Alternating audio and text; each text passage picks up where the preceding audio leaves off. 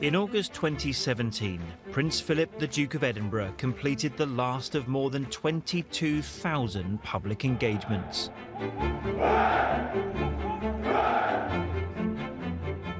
It was 70 years before that, in 1947, that the public first became aware of the dashing young naval officer as his engagement to the young Princess Elizabeth was announced. He was Britain's longest-serving royal consort, walking 2 steps behind the Queen, on a relentless round of royal duties. He was president or patron of more than 800 charities and organisations. 6 million young people around the world have taken part in the award scheme that bears his name. And on the distant Pacific island of Tanna, islanders even consider him a god and revere photographs of him. Most of us knew him simply as the husband of the Queen, the father of the heir to the throne, Prince Charles. But the full picture of Prince Philip is more remarkable, much more intriguing, and far more surprising.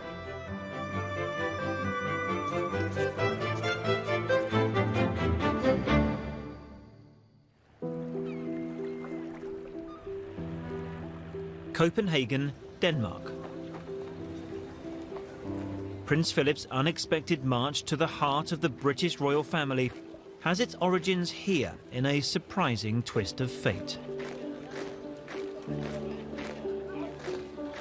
In the 19th century, his great-grandfather Christian was an officer in the Danish army. He would have expected his life to be one of military service on a modest income until destiny intervened. In 1863, the King of Denmark died without children, and Christian was chosen as his successor. Frederick VII was childless, and so they were casting around for the most appropriate heir. And Prince Philip's great-grandfather Christian was godson. He was a sort of distant kinsman of the king, and the choice was put on him. His ascent to the Danish throne made his children eligible to marry into other royal families. And they did. Many of today's European monarchs are his direct descendants. But his youngest son, George, Prince Philip's grandfather, reached a European throne, not because of marriage, but because of historic events. On the other side of Europe, Greece fought for and won independence from the Ottoman Empire.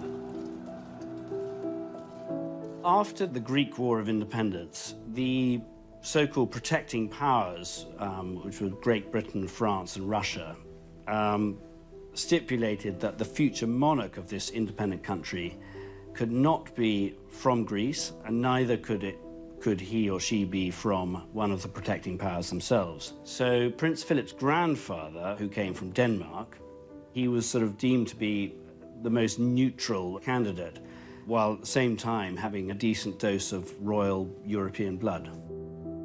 So this Danish prince became King George I of Greece, and his younger son, Prince Andrew, married one of Queen Victoria's great-granddaughters, Princess Alice.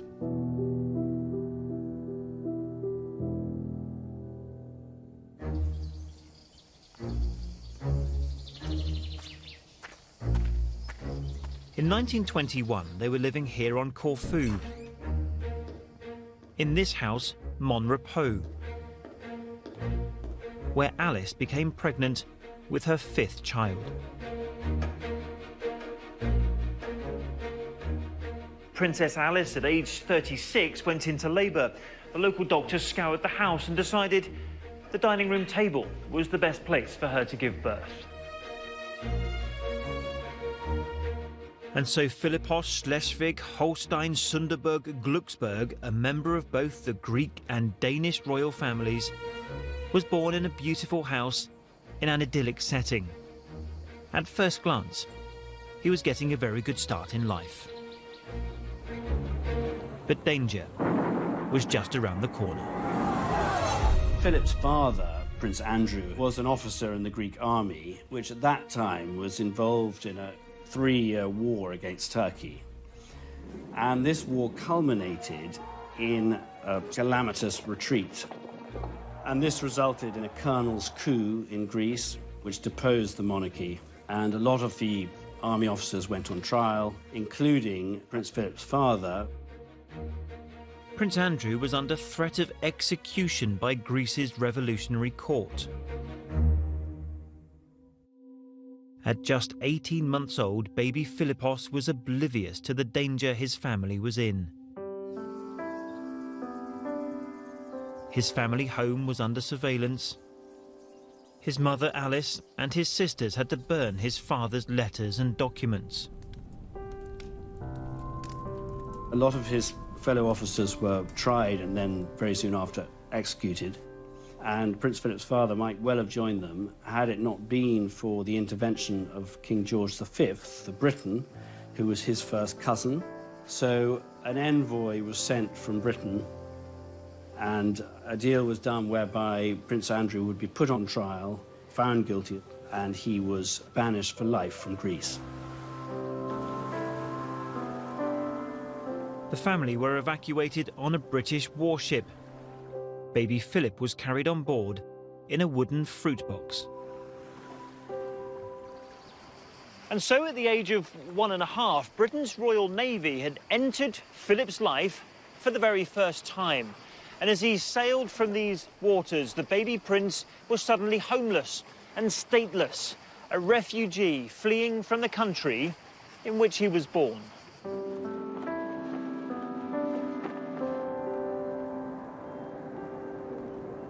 Displaced and dispossessed, Philip's family were dependent on relatives. In 1923, they moved to France to stay with family in a house near Paris. Philip was sent to the American school. Certainly when he first went to school, he was asked, what he was called, and he said, I'm called Philip. And they said, well, you must have another name. What do you mean, just Philip? And so eventually he said rather, shyly and reluctantly, well, I suppose I'm Philip of Greece. And of course that was sort of probably met by, a certain amount of bemusement as well. His memories of his life in Paris in the 1920s were good ones. It was a normal family life as far as I was concerned, he said. I went to school, I wasn't the least bit aware of the fact that I was in any way different from the others. It's true that I had this title of prince, but it's surprising how you can live it down. But in 1930, aged 9, normal family life ended. Philip's mother, Alice, suffered a nervous breakdown. She was diagnosed with schizophrenia and committed to a sanatorium in Switzerland.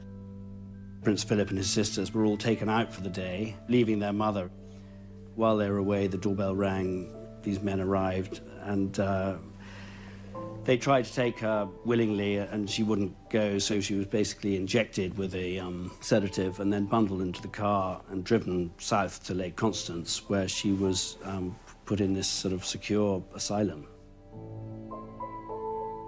Initially, Philip was able to visit his mother, but as she was moved between different institutions, he lost contact with her. She completely vanished from his life between the ages of sort of 10 and 15. And meanwhile, Prince Philip's father went off to live on the French Riviera with his mistress. Prince Philip's sisters were all more or less grown up by that stage, and they were soon married to German princes. So Prince Philip was really the one who was the main victim of all this. Between 1930 and 1931, all 4 of Philip's sisters married German aristocrats and moved to Germany. I think the father figure was very intermittent and then went. And his mother struggled at that stage. It was a nomadic lifestyle, which must have been really quite difficult, because he was that much younger than his sisters. So it was almost as if it was just a part of the baggage that went along with the moves. So he had friends elsewhere. Funny enough, I've met them since, where he And when he went to prep school and places, you know, who took him in the holidays, because he had nowhere else to go, literally.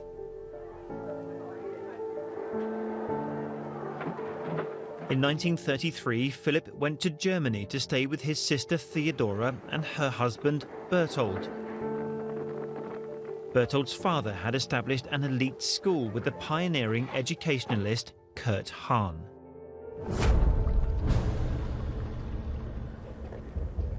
In the same year, Adolf Hitler and the Nazis took power and opened the first concentration camp at Dachau.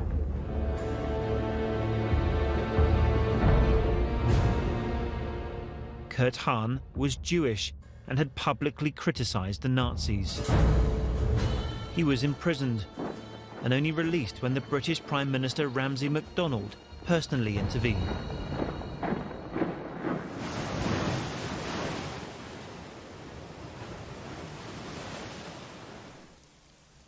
Hahn fled to the UK, where he founded a new school in the north of Scotland, Gordonston.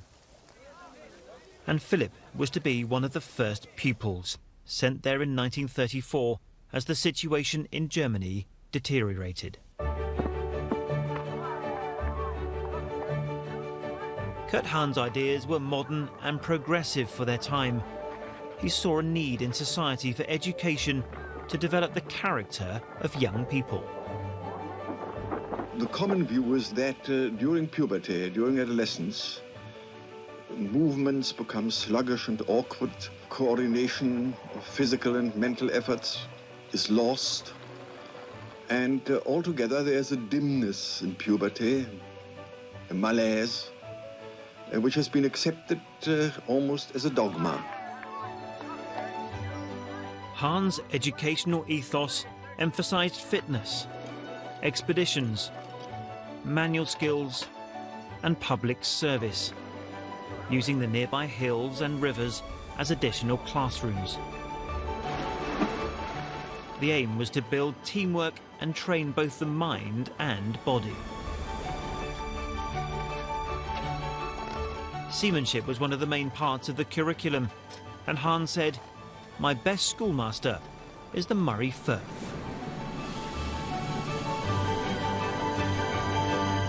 Prince Philip once wrote about his sailing lessons at Gordonston. He said, "I was wet, cold, miserable, probably sick, often scared stiff, but I would not have changed the experience for anything." In any case, he said, the discomfort was far outweighed by the moments of intense happiness and excitement. In 1937, Kurt Hahn had to break some terrible news to Philip. His sister Cecile and her family had been killed in a plane crash. He did not break down, noted Hahn. His sorrow was that of a man. Aged 16, he returned to Nazi Germany for the funeral, walking behind Cecile's coffin with the husbands of his surviving sisters, one of whom was now a prominent SS officer.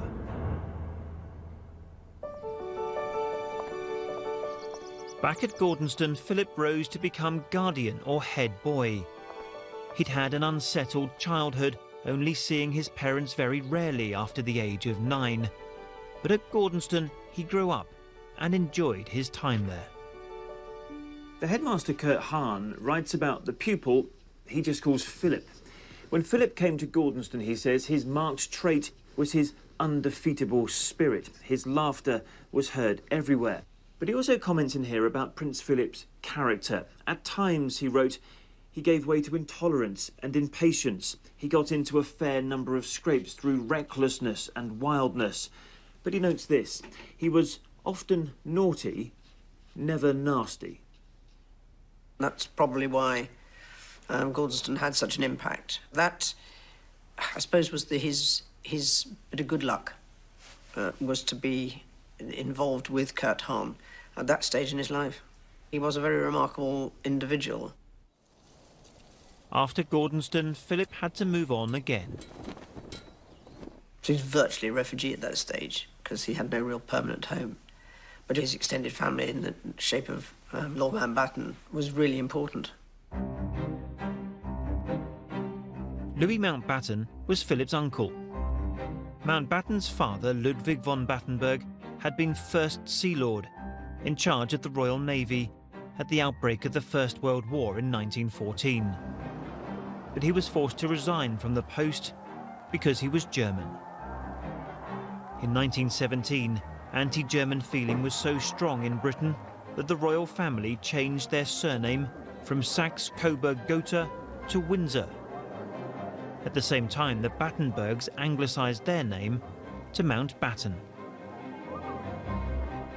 When Battenberg was forced to resign as First Sea Lord, this was a great disappointment to him and something of a humiliation, really, for his family. His youngest son, Louis Mountbatten, was 14 at the time and a naval cadet, and he vowed that he would restore the family honour, the family glory.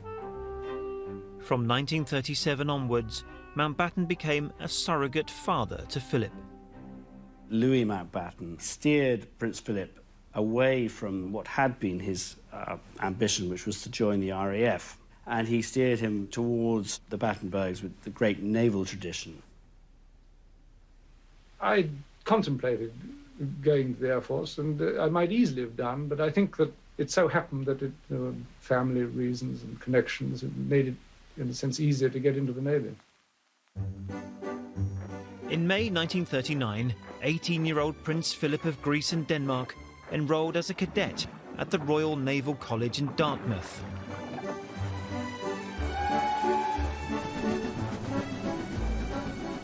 Two months later, Mountbatten arranged for King George VI and his family to visit the college. He invited his nephew onto the royal yacht, the V&A, to socialise with the young princesses Margaret and Elizabeth. Philip accompanied us and dined on board, said Mountbatten in his diary of that day on the River Dart. The following day he wrote, Philip came back aboard the V&A for tea and was a great success with the children. Mountbatten also arranged for him to look after the princesses on shore. Louis Mountbatten was absolutely instrumental in making sure that the young princesses, in particular Princess Elizabeth, spent time with his 18-year-old handsome nephew. Marion Crawford, known as Crawfie, was governess to Elizabeth, then nicknamed Lilibet by her family. She wrote an account of the impression Philip had made here at Dartmouth. A fair-haired boy, rather like a Viking, with a sharp face and piercing blue eyes. He was good-looking, she said, though rather offhand in his manner. He said, let's go to the tennis courts and have some real fun, jumping the nets. Crawfie continued, I thought he showed off a good deal, but the little girls were much impressed. Lilibet said, how good he is, Crawfie, how high he can jump. She never took her eyes off him the entire time. But Elizabeth would not be able to see Philip again for some time, because 5 weeks later, Britain was at war.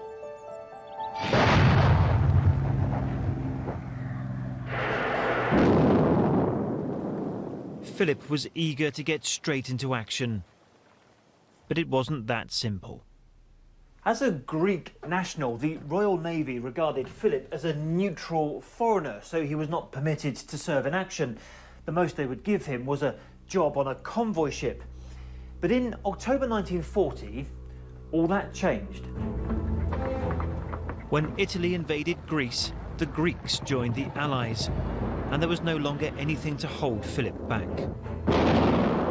He joined the Mediterranean fleet and was soon in action.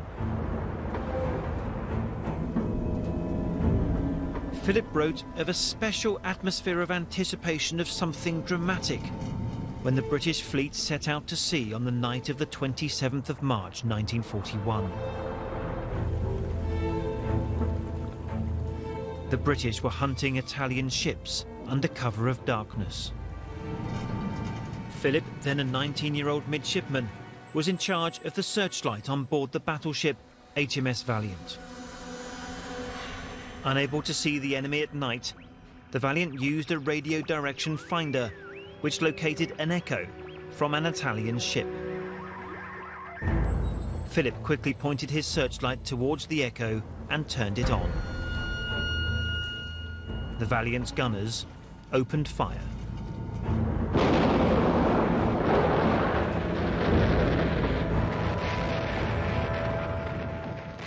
Prince Philip has written about his time as a midshipman during that battle. He said, "At this point, all hell broke loose as all our 8 15-inch guns, plus those of the flagship, started firing at the stationary cruiser, which disappeared," he wrote, "in an explosion and a cloud of smoke."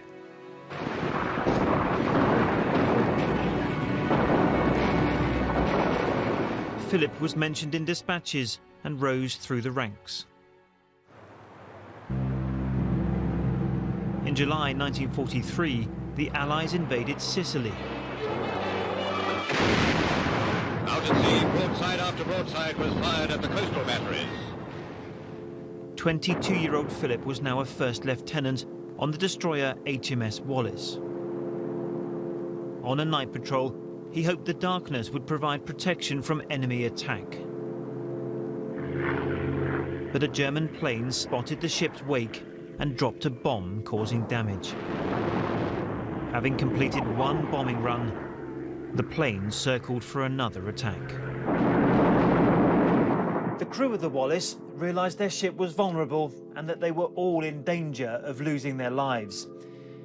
But the first lieutenant came up with a cunning plan. Philip used a distraction tactic.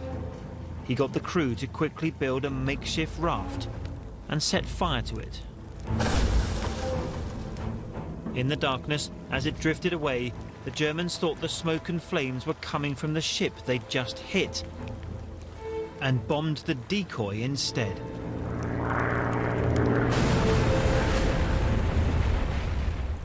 The Prince and HMS Wallace sailed away to safety.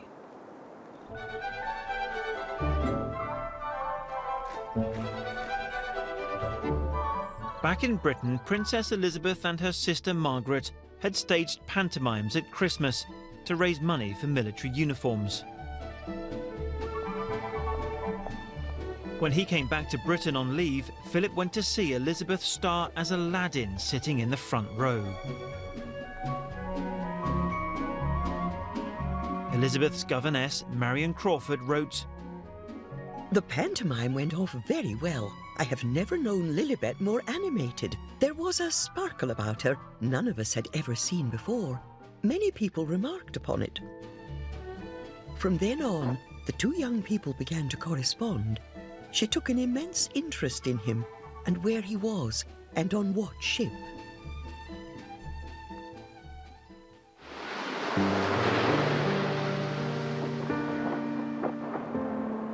At sea and at war, Philip couldn't see his mother, who was now living in Greece, his sisters in Germany, or his father, who was living in Monte Carlo with his mistress.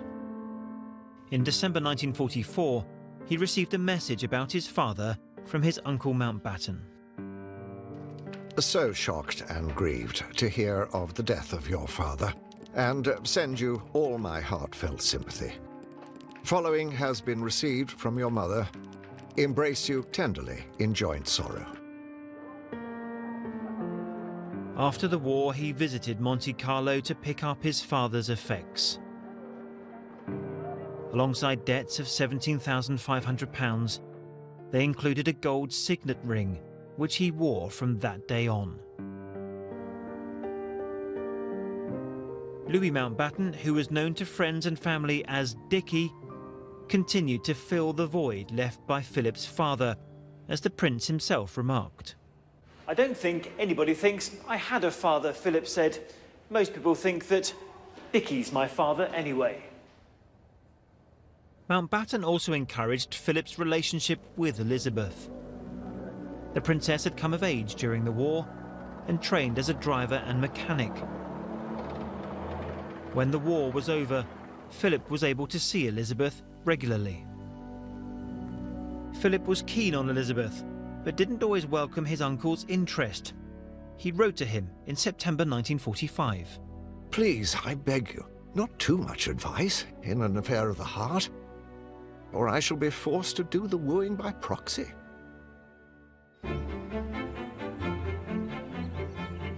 During the summer of 1946, Philip stayed with the royal family at Balmoral. It was here he asked King George VI for his daughter's hand in marriage. How that went down with the King and Queen, I think initially they were rather alarmed, really. They felt they didn't want to lose their daughter so quickly. They were a tight-knit family. Added to that, the Queen would have preferred someone more from a background similar to hers, so English/British aristocracy, not this foreign prince. His uncle, Louis Mountbatten, was regarded quite suspiciously at court because of his sort of progressive/left-wing views, and he was seen as someone who might use his nephew as a sort of kind of Trojan horse via which he would sort of influence the monarchy. The king agreed to the engagement on condition that it be delayed until Elizabeth was 21 years old. However, at the wedding of Mountbatten's daughter in the autumn of 1946, Philip and Elizabeth were photographed together, and speculation that they were in love became widespread. The engagement was officially announced on the 9th of July 1947.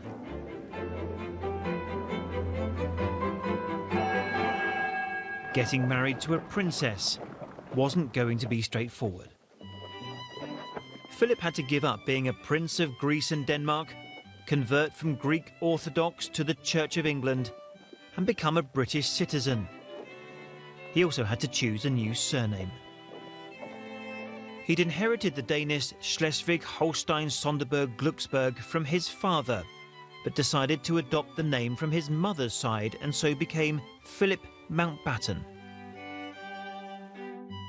The night before the wedding, Philip celebrated with his uncle at his side.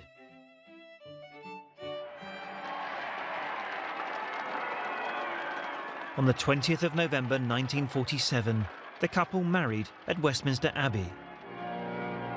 The ceremony was broadcast to more than 200 million people around the world. His mother Alice had made a recovery and attended the wedding. But his sisters, who married German princes, some of whom fought against Britain in World War II, were not invited.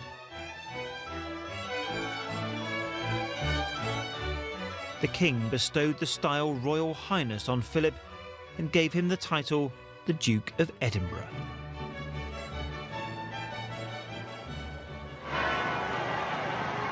Hemmed in by well-wishers, the royal car had great difficulty in getting back to Broadlands, the honeymoon retreat of the royal family. After the honeymoon, Philip continued his naval career. In 1948, they had their first child, Prince Charles. The crowd are pressed close up to the palace railings, and every now and again a cheer goes up, and the crowd starts to chant, "We want Philip." The crowd stood and sang, for he's a jolly good fellow, and all the crowd want to know is that the prince has arrived. 2 years later, Anne was born. With the presence of her great-grandmother, Queen Mary, there were 4 generations of the House of Windsor at the young princess's christening party. Philip was posted to Malta, where the couple were able to enjoy a relatively normal married life.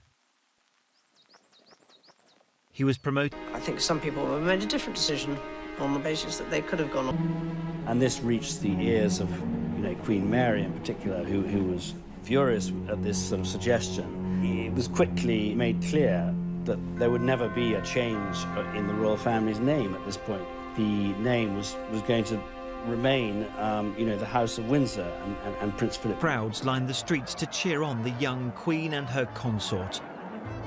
3/4 of the population of Australia were estimated to have seen them. As the new head of the Commonwealth, the Queen aimed to visit as much of it as possible. To do that would require a special means of transport. I name the ship Britannia. I wish success to her and to all who sail in her.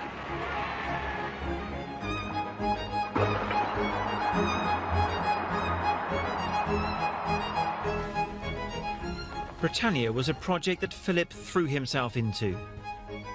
He was passionate about the ship and had worked on the layout of reception rooms, bedrooms, and his own office, complete with a scale model of his sole naval command, HMS Magpie. After having helped to design parts of Britannia, including his study here, the Duke of Edinburgh wanted to put the ship to good use. In 1956, he set sail in her without the Queen, and he took Britannia to the remotest parts of the Commonwealth, the Falklands, Ascension, Christmas Island, even Antarctica. For the former Navy man, it was a real adventure, travelling to parts of the Commonwealth that could only be reached by sea, including British bases in Antarctica. It meant spending 4 months, including Christmas, away from his family. But in her Christmas message, the Queen talked about the importance of her husband's mission on Britannia. One idea above all others has been the mainspring of this journey. It is the wish to foster and advance concord and understanding within the Commonwealth. This was the longest solo tour Philip undertook as the Queen's consort, and by the end of it, he'd personally visited more parts of the Commonwealth than any other member of the royal family. The day after he returned, he was rewarded with a new title. He was now officially Prince Philip. He'd also awakened what would become a lifelong interest in science, nature, and other cultures. The numerous artefacts on board Britannia demonstrate the fellowship and diversity of the Commonwealth. They include this ceremonial pig killer given by the people of Vanuatu, where some tribespeople worship Philip as a god. I'm glad to say it doesn't look as if it's been used recently. Philip also wanted his Britannia expeditions to be educational, as he showed in a children's television programme he presented. I've got here a film which shows you some of the dances in New Guinea, which I think will amuse you. The faces of the people are covered in bright colours, in yellow and splendid, with splendid feathers on top. And here they go.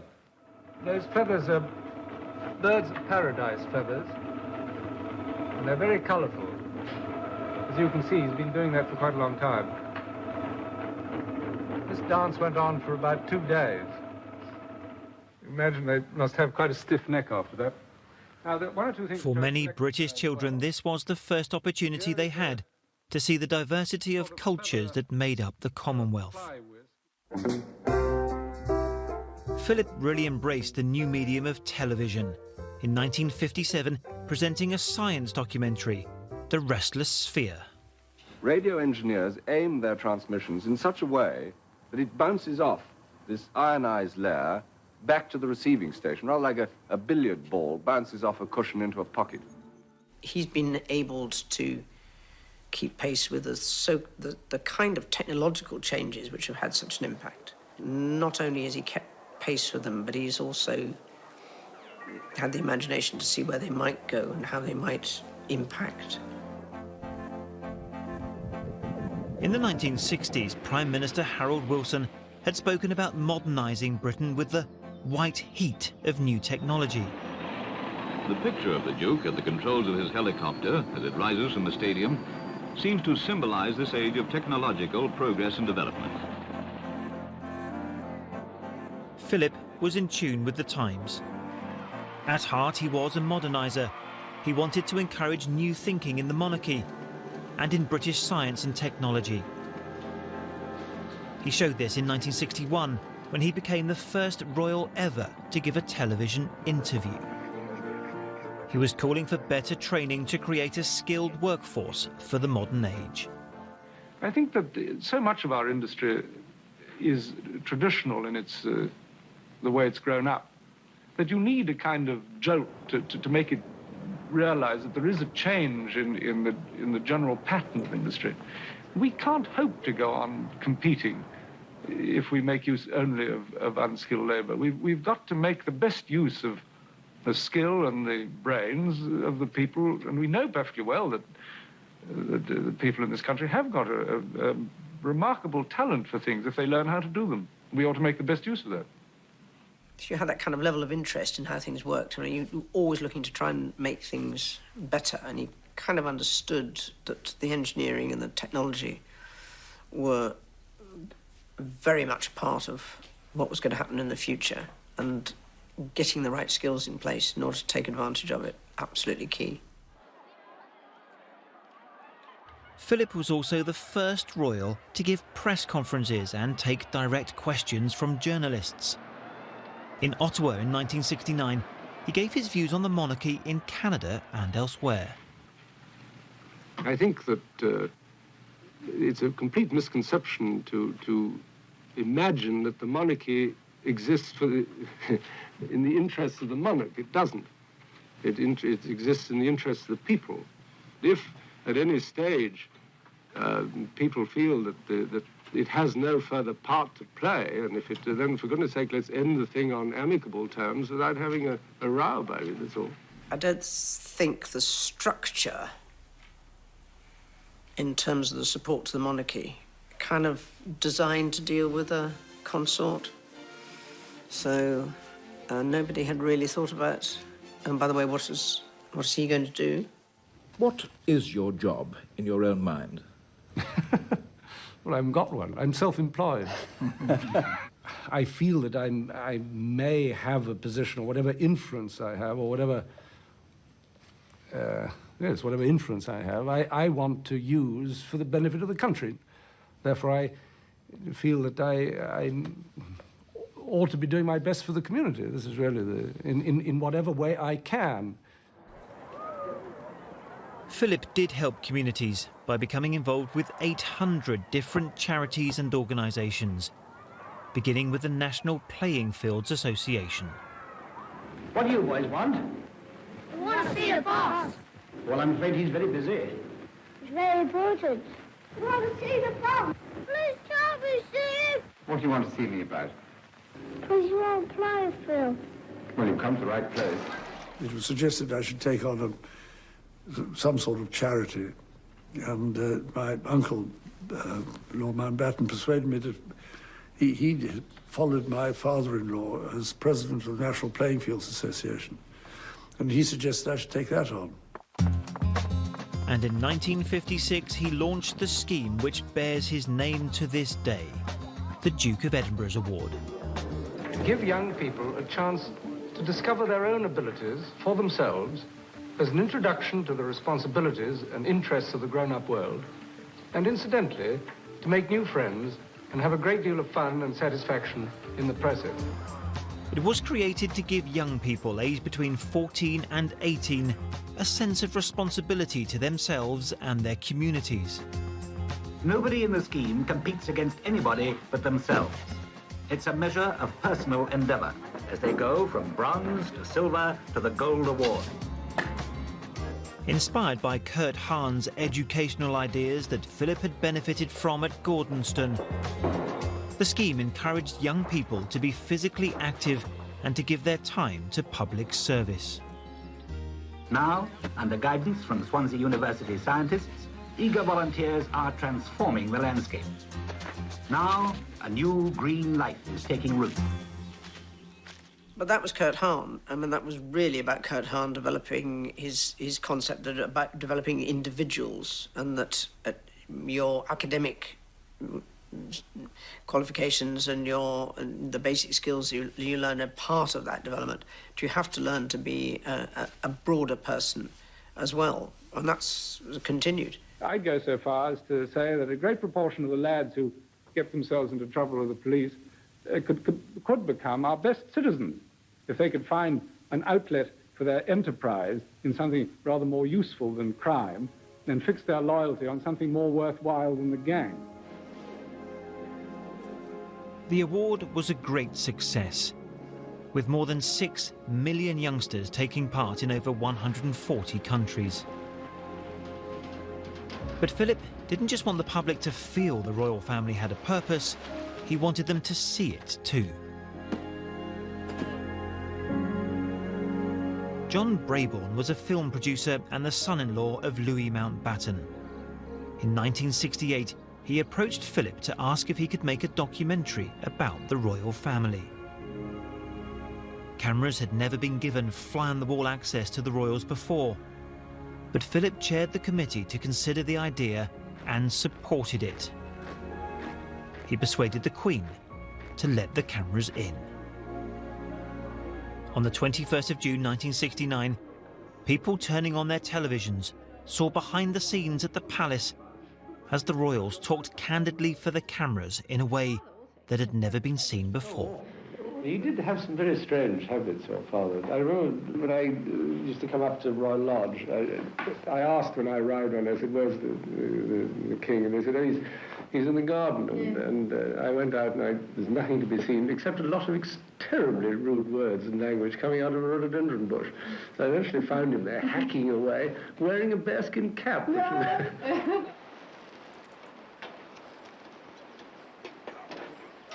Philip saw the film as a way to present the royal family as a family. Oh, why have you done that? And himself as a normal father, cooking sausages on a barbecue. I don't think it was his idea.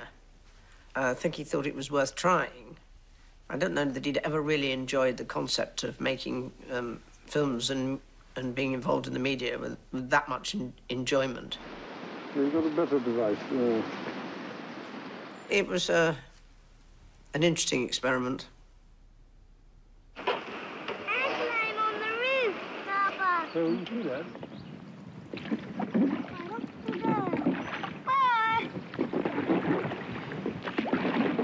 Philip's aim was for the public to get used to the royal family as a regular part of society.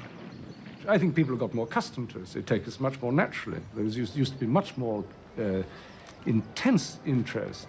Now people take it, as a matter of course. They know who we are. They've got to know us, and they say, oh, well, either they can't stand us or they think we're all right. 350 million people watched worldwide, and asked about it many years later, he had no regrets. We don't belong to a secret society. I mean, I don't see why people shouldn't know what's going on. Much better that they should know than speculate. As humans have got this power of life and death, not just life and death, but extinction and survival of other species of life, then we ought to exercise it with some sort of moral sense. I mean, why make something extinct if we don't have to? Or even if we have to, why should we? I don't think we ought to. I think he also had a good broad sense of the stresses and strains that were being placed on nature and environment, maybe a bit earlier than some. In 1968, Philip's mother, Alice, came to live in Buckingham Palace. The following year, aged 84, she died. She had written a farewell note to her son. Dearest Philip, be brave, and remember I will never leave you, and you will always find me when you need me most. All my devoted love, your old Mama. Her last request was that she be buried on the Mount of Olives in Jerusalem. This was a very hard thing to arrange, but Philip managed to ensure that Alice's coffin was flown there and interred in an Orthodox church.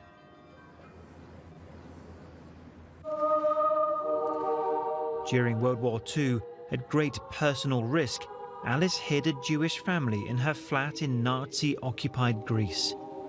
As a result, Israel posthumously conferred its highest award on her. In 1993, Philip travelled to Jerusalem to accept the award on her behalf. She was a person with a deep religious faith, and she would have considered it to be perfectly natural human reaction to fellow beings in distress. His uncle, Louis Mountbatten, was a friend and mentor, and a man who'd acted very much as a father figure while his own parents were absent. In 1974, the Queen and Prince Philip invited him for a cruise on the Britannia. After that cruise, Mountbatten wrote about his time here on board Britannia. He said, "What moved me most of all was the increasing kindness of Lilibet and Philip, who treat me more and more as a really intimate member of their immediate family. And on his return, Mountbatten wrote to Philip. You sometimes seem rather disappointed, perhaps frustrated would be a better word. But I feel you underestimate your effect on the UK and especially the Commonwealth. I hear more and more praise and appreciation from people in all walks of life.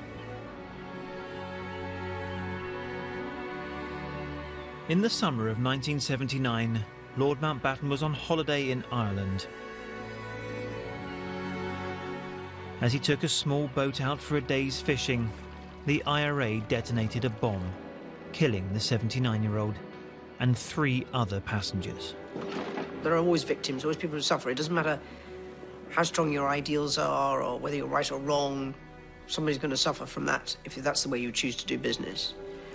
And it certainly brought that home to a lot more people in that sense, because there were 2 very distinct families who suffered as a result of that.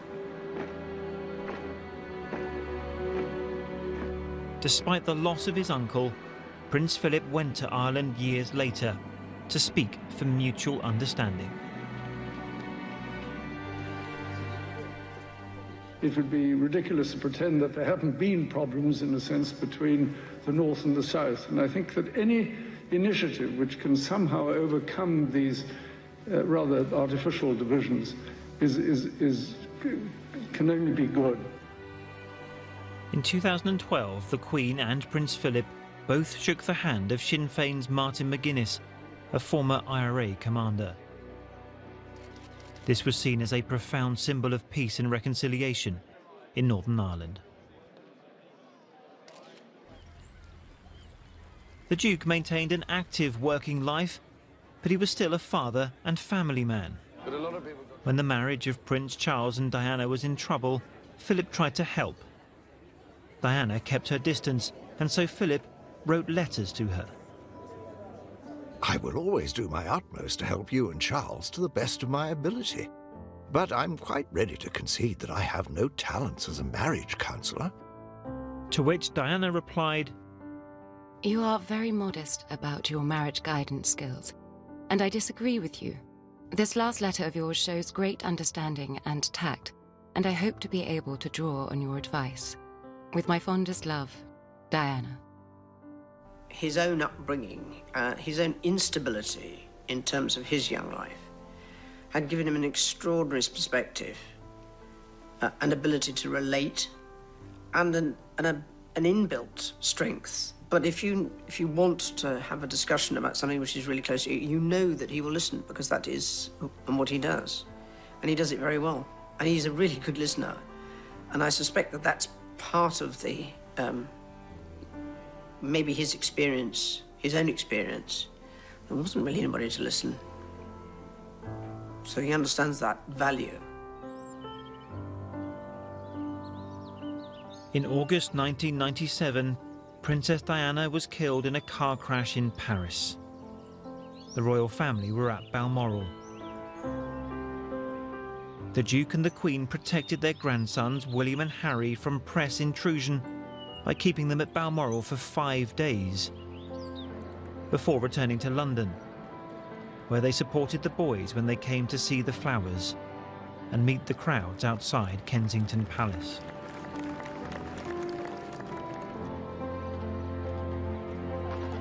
At the funeral, William was not sure that he would be able to walk behind his mother's coffin. It was a question of, if you'll do it, I'll do it.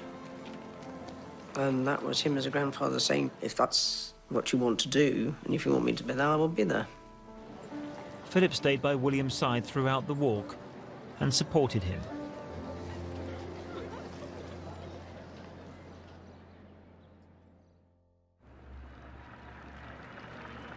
A few months later, the Queen and the Duke celebrated their 50th wedding anniversary, and the Queen took the opportunity to praise her husband. All too often, I fear Prince Philip has had to listen to me speaking. Frequently, we have discussed my intended speech beforehand, and as you will imagine, his views have been expressed in a forthright manner. He is someone who doesn't take easily to compliments, but he has quite simply been my strength and stay all these years. From the very outset, I think he was extremely valuable as this foil for his wife. This monarch who is indisputably, the finest monarch that this country has ever had. Without Prince Philip at her side and supporting her as this confidence-giving consort, there's no way she would have been able to reign in the way that she did. He grew into the role. He was his own man. That always makes me laugh when you read in the newspapers that people would have been prepared for this. I don't think so. It didn't happen. There aren't courses in X, Y, and Z within the family, but you get introduced to things, you get taken to things, like being an apprentice. It's part of your build-up of your life experiences. There is no manual in that respect. Father, consort, innovator, grandfather. In Prince Philip's royal life, he has left his own indelible mark.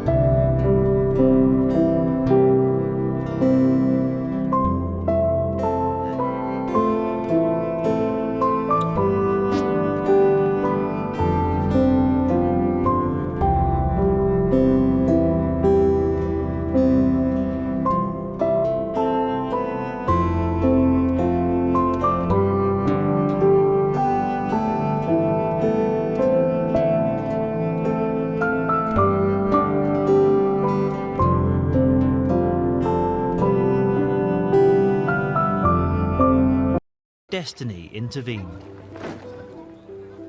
In 1863, the King of Denmark died without children, and Christian was chosen as his successor. Frederick VII was childless, and so they were casting around for the most appropriate heir. And Prince Philip's great-grandfather Christian was godson. He was a sort of distant kinsman of the king, and the choice was put on him. His ascent to the Danish throne made his children eligible to marry into other royal families. And they did. Many of today's European monarchs are his direct descendants. But his youngest son, George, Prince Philip's grandfather, reached a European throne, not because of marriage, but because of historic events.